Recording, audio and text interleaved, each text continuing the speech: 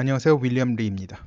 죽음이 땅이 되어가는 한반도, 공기 문제에 국한되지 않은 중국 동먼지 문제. 어제 말씀드린 24단 해체 문제에 대해서 신인균 씨가 오래전에 언급을 했더군요. 한 석 달 내지 넉 달 전에 언급을 했었어요. 근데 이제 전방 사단 재편 과정에 군전력 약화는 불가피한데 육군 측에서 이를 최소화하려고 애쓴 흔적이 역력하다는 점을 칭찬해주고 싶다고 말했습니다. 그러나 재편으로 인한 전력 약화를 보강하기 위해 추가적인 장비 도입이 필요하다는 이야기를 했습니다. 여기서 장비라는 것은 이제 탱크, 장갑차 등을 포함하는 것입니다. 문제는 그 장비들이 공급될 때까지는 이제 전력의 구멍이 이제 그대로 존재하게 될 거라는 겁니다.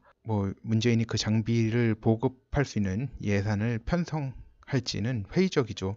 하지만 제가 언급했듯이 더 큰 문제는 한미 합동 군사작전이 불가능해진 상황이고 문재인이 실각하기 전까지 이 문제는 나아질 가능성은 없고 악화될 가능성만 큽니다.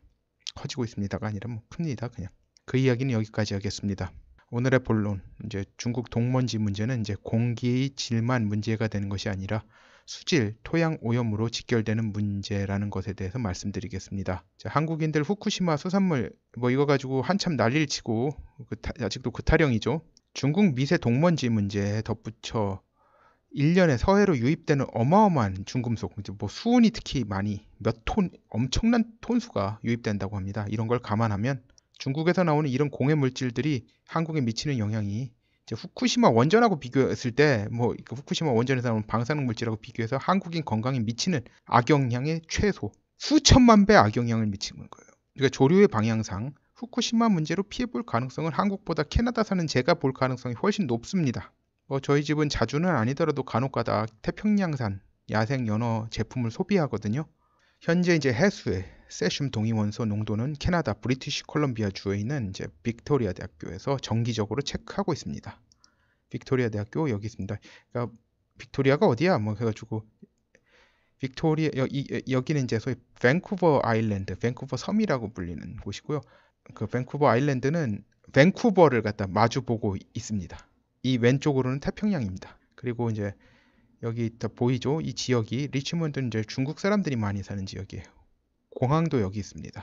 멍완조가 잡힌 체포된 공항도 이제 리치몬드에 있어요. 중국인 밀집 지역이에요. 한국 사람들이 많이 사는 지역은 여기 코키틀람, 서레이, 버나비 요 세 군데에 많이 살죠. 자, 해수를 채취를 하는데요. 해수를 아까 이제 P4라고 하는 것이 그 빅토리아 대학교 앞에 바다예요. 그리고 거기서 1500km 떨어진 지역. 이 P26이에요.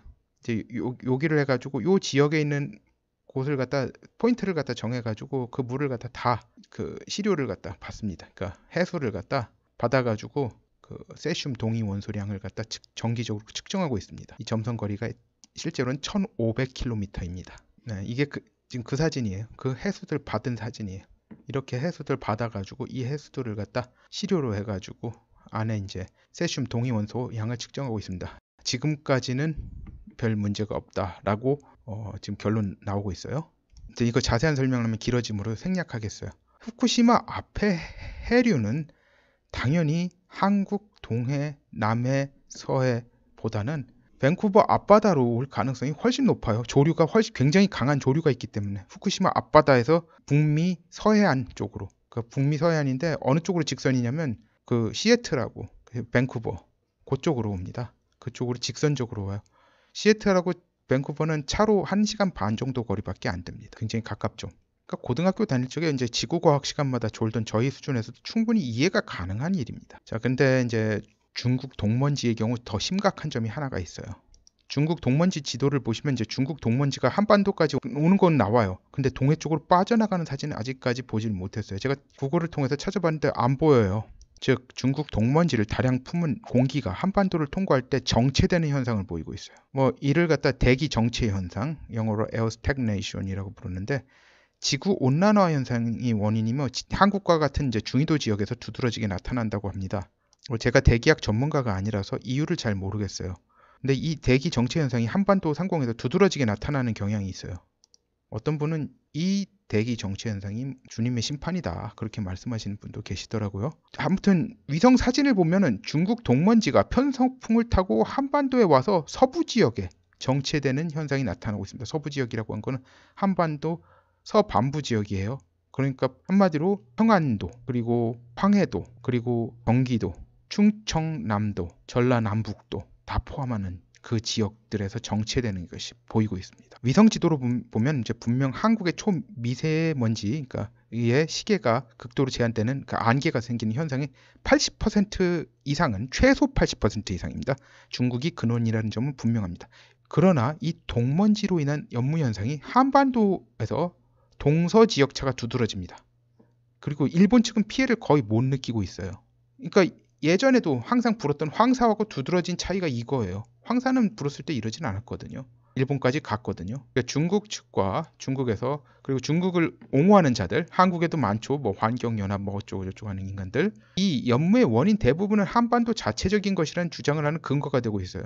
에어 스태그네이션에 의한 거다. 못 빠져나가니까 그런 거다. 위성사진 증거로는 동먼지 안개 현상은 중국이 최소 80% 이상 근원인 게 분명한데도 말이죠.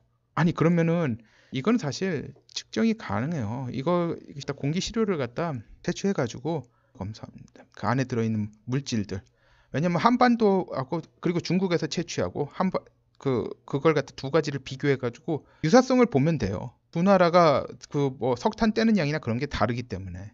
이에 대해 가설적인 설명이라도 하는 대기학자가 한국에 보이지 않는 것이 참담한 현실이네요. 근데 이 먼지 안개가 사라지면 문제가 해결된 걸까요? 아닙니다. 동해 쪽으로 날아간 것도 있지만 많은 먼지가 지상에 가라앉았을 것으로 보입니다. 왜냐면 이게 그 움직임이 한반도 서부 지역에 정체돼 있다가 갑자기 싹 사라져요.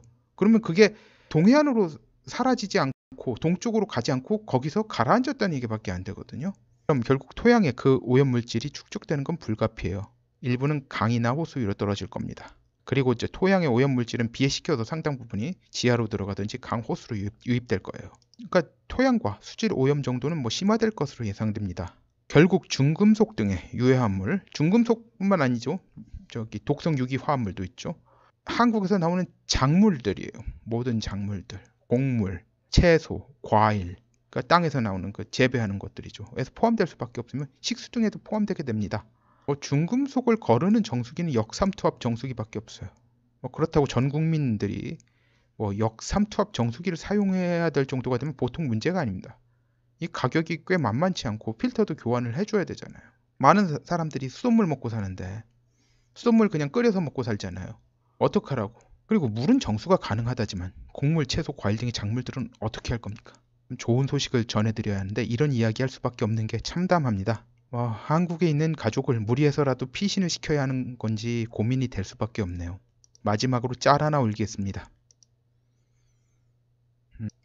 공약 지키는 신용이라도 했으면 좋겠어요. 이 짤은 커뮤니티에 올릴 테니 마구 퍼가시기 바랍니다. 감사합니다. 구독, 알림벨, 공유 부탁드립니다.